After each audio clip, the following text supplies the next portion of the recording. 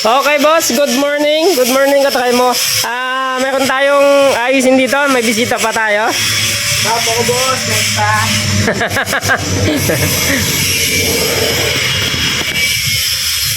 Yan. So, kilala niyo po ba siya? Kain siya. Oh, may bago. Boss, ito na ba yung papakabol natin? Ay, patay. Huwag pag-ibig ba natin, boss? Pamarapan natin. Bagong unit natin. Ang ganda oh.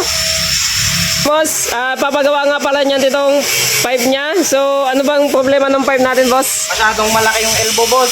Hindi kumakabit sa may tornilyo. Hindi mapasok. Hindi mapasok. Lagyan natin. Kailangan daw yung lawayan. So, ito po, dito tayo nagsimula kasi kanina. So, mamaya po, ipapakita natin kung ano yung tinapas natin dyan. So, ito medyo mahaba. Ayan po, medyo mahaba siya at hindi po nagtutugma yung bracket. So, ang gagawin po natin ay dapat po ito ay nakatapat dito. Baka naman smooth, di ba? Smooth. Smooth, walang singaw. Ayun.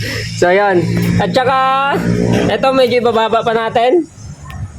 Para sakto nga doon. At saka dito magtatapas tayo. So, yun. Simula. Medyo matagal-tagal na rin na hindi nagawin si boss dito sa ating katry mo. At habang nagkukwentawan kami ay ina-analyze namin kung paano ang discarding gagawin namin dito sa pipe niya. Sinusubok namin lahat ng anggulo para naman hindi tayo magkamali just in case na magputol tayo. Kasi nga pag nagputol tayo lalo, alam naman natin na napakakinis tong pipe na to. Lalo na yung mga dugtungan ay napakakinis. So dapat talaga pulido yung pagkakagawa natin dito.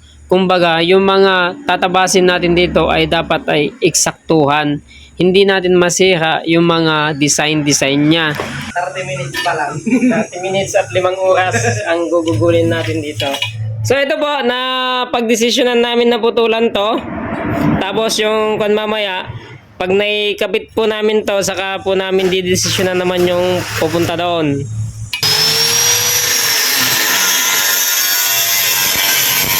Paalala lang po katry mo, dahil nakikita nyo po wala po tayong supportive gear dyan para po dun sa pagkakating po natin. Ito po ay para lang po sa atin na medyo matagal nang gumagawa nito. Huwag po kayo mag-alala na kaya alam na po natin yung ginagawa natin dyan. Huwag nyo pong gagayain pag kayo po ay baguhan pa lang. Inuna po namin munang putulan itong elbow para naman po ay may pisto na natin para naman madesisyonan na natin kung ano yung puputulan natin doon sa may papuntang kanister. Mas maganda naman po talagang nakapwesto na yan at nahigpitan na natin para malaman na rin natin kung may singaw o wala. At saka rin naman po, hindi na po pabago-bago pa yung sukat. Kasi naman po talaga kapag hindi po natin yan nailapat ng mash at nahigpitan at saka pagkatapos na po tayo ay nako baka naman po pagkaroon pa tayo ng problema sapagkat maaaring magkaroon po siya ng singaw. Kaya dapat po talaga ay may pwesto na natin yan ng halos permanente na po para naman hindi pa bago-bago po yung pagsusukat natin. At eto na nga katry mo, ito na yung kagandahan na naipisto na natin yung elbow niya. Dito ay makikita natin na talaga kung saan natin siya tatabasin at ito na nga ay nakita natin kung saan pa tayo dapat talaga magtabas at kung anong diskarte yung gagawin natin. Namin na magandang solusyon natin dyan, dito po tayo magbabawas. Yan, dito po. Kasi po, pag dito naman tayo magbabawas, magdadagdag po tayo dito. Kaya lang po magiging kalalabasan nun, bababa, ano boss? Bababa siya. Sasayad pag nag-angkas. Oo. Hindi niya may angkas yung, sino bang inaangkas natin boss ngayon? Ay, wala. So ito po, hindi na po tayo magkagalaw dito na lang daw. Kasi nga, sasayad daw pag may angkas. Ayun, sige. Pabigay. Sino bang inaangkas nyo kasi dyan? Wala. So dito po ay pinuputol na po natin. Pinili po natin na putulin yung pinagdugtungan. Tsaka doon po sa duluan din.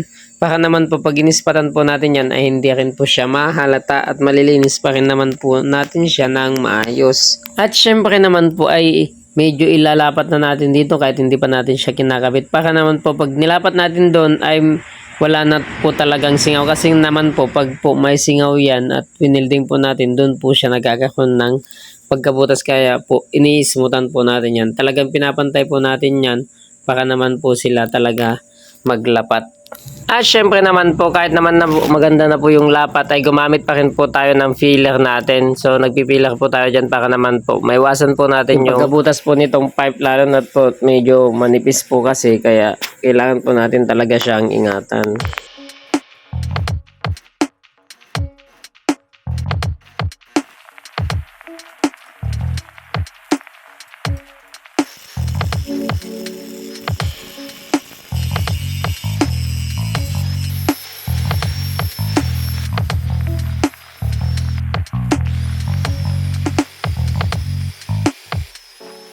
At nang matapos na nga natin katry mo ay dahil nga tumanghali na, ay tumulong na rin itong si boss para naman matapos na yung ginagawa natin. At titistingin na lang natin kung ano ba yung resulta, kung wala bang singaw tong ginawa natin.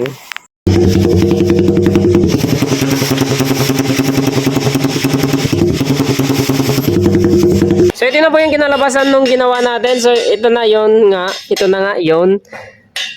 Ito po kasi yung iniwasan natin dyan, kaya nag-cutting tayo dito.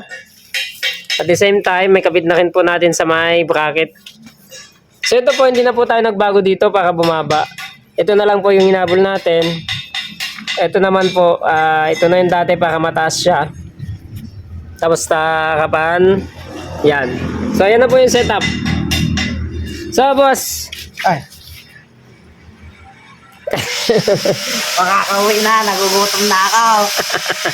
Okay boss, thank you Ay, thank you. Good, good. Nakokontrol mo na yan sa cellphone, hindi pa? Meron na, pwede na?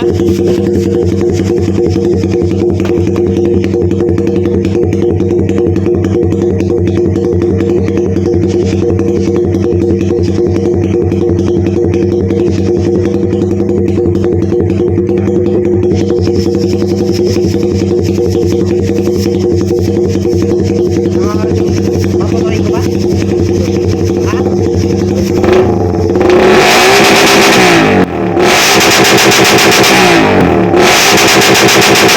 Ha?